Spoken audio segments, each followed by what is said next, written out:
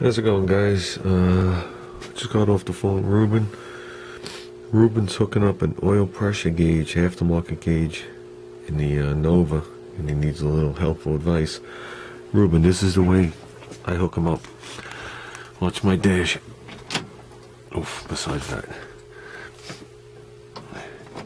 If you look, I guess it's hard to see, the top red light says oil, the bottom one says generator, and I still got my gauges. Okay. Does that red light do anything?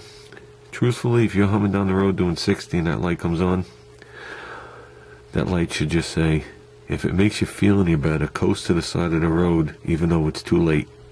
Light.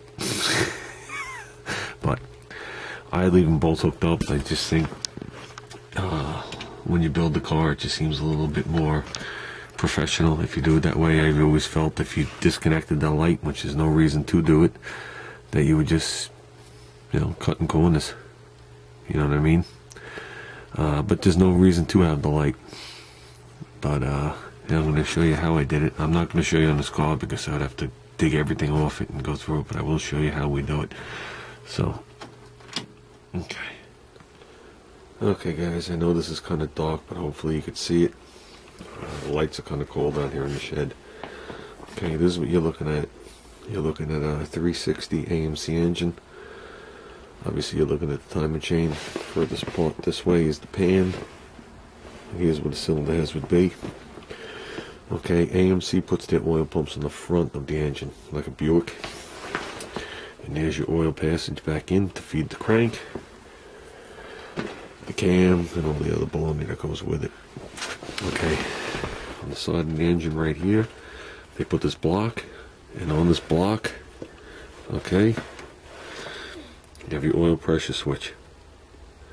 Okay, the oil pressure switch will screw into the block, but in this particular year, they did it like this. Ruben, on your block, somewhere near your oil filter, your distributor, you have a sensor just like this. Okay, I know it's hard to see, but you'll understand what it is. Some of them are a little bigger than this, like gold looking, but it's the same thing.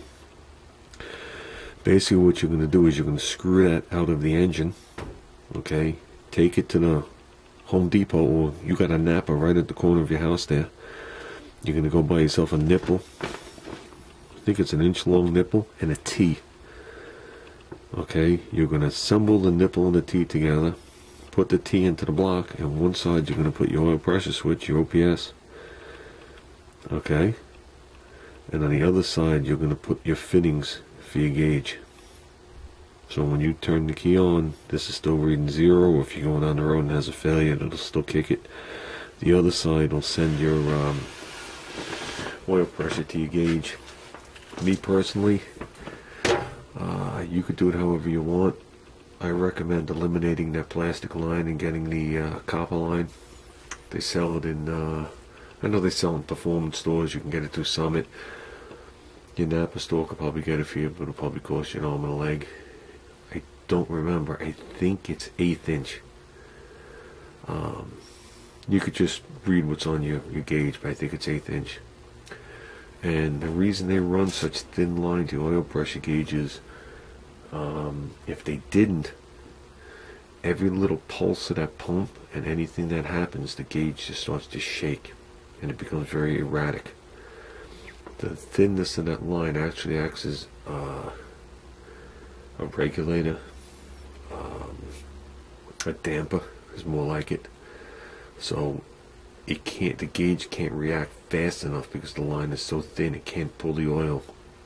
It can't increase and decrease the pressure fast enough for that gauge to move. That's why when you give gas, there is a delay in the gauge, whether you realize it or not.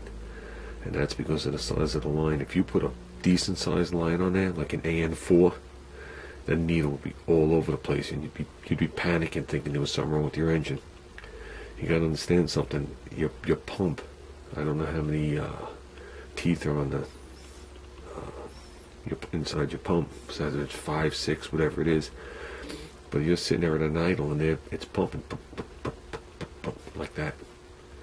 Okay, you think it's going steady, but it's actually pulsing, and your needle would pulse to match it, and that freaks people out.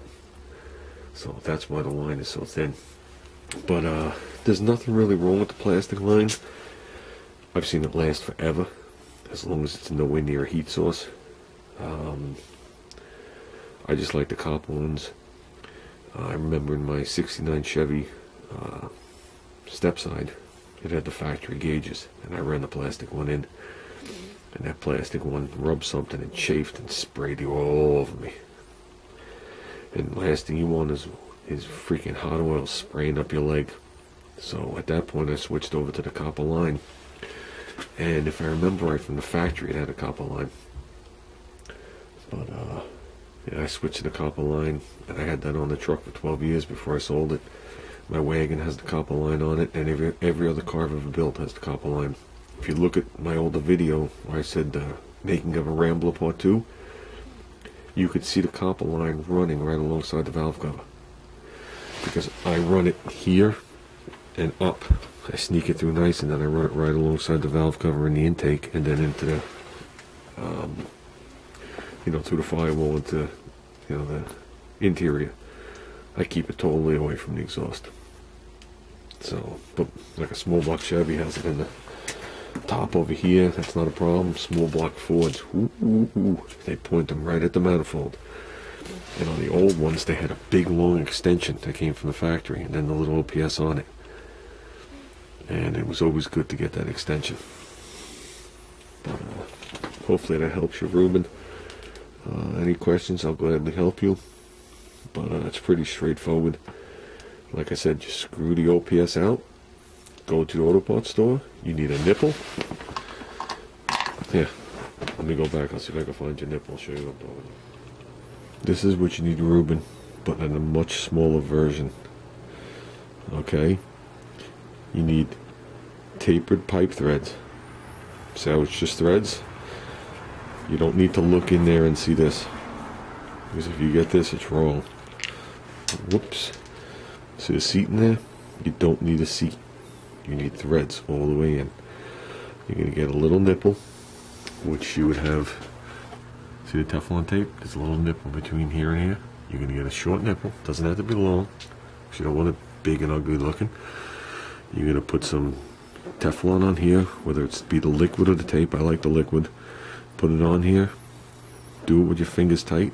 Put it on the other side, and then sit there and wrench it, and you'll see one stop before the other. And I can't tell you how tight to make it, because that's a feel. And then on one side, you're going to put your oil pressure switch. On the other side, you're going to put your couplers for your gauge. And this is what's going to be sticking out the side of your block, but in a much smaller version. And it'll probably only stick out maybe about that much. Maybe a quarter of an inch. And you'll be on your way, Ruben. So, if you're not so sure if it's the oil pressure switch, turn the key on in your car. The light should be on. Unplug it, the light should go out. If the light stays on, you have the wrong sender in your hand. So you don't want to hook it to your coolant temperature. And that's it, Ruben. Any questions, you know you can give me a holler. Things were just very hectic here today, to say the least. I worked on this thing. The little bit of video you guys just saw was all day. And it was actually probably half hour's worth of work. So, nothing went right today. Well, that's it, guys. Have a good night.